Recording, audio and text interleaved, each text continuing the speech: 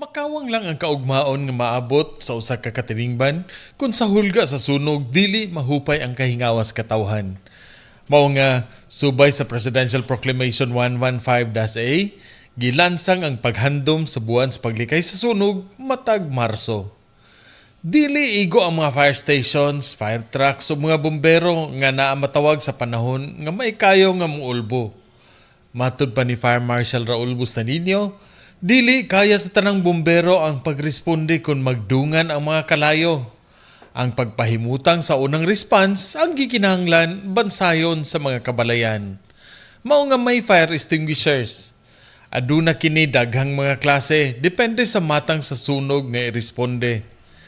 Alang sa mga kabalayan, paito sab kung ang fire extinguisher nga gilauman, expire na di ay og naglagtok na ang chemical nga fire retardant.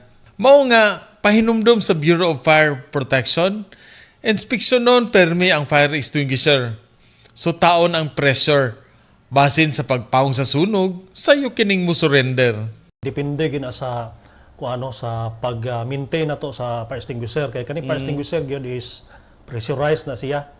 So meaning kung pressurized na siya, once nga wala ni di mo ma-maintain, di ma-maintain ang pressure, so that's the time nga maingon ta nga na-expire siya, pero once nga ma-maintain lang ang pressure, like doon may kuha na sir, doon naman ay kuha diha nga buhaton nimo, like you have to turn it upside down or Uyugo nimo kita. logoon nimo para nga ma-maintain ang pressure, para katong kuha dito, katong chemical nga dry chem is mo kuan siya, dili siya mo bagtok. Gikan diri sa Bohol alang sa maayong balita sa Central Visayas, Ray Anthony Chu, PIA Bohol.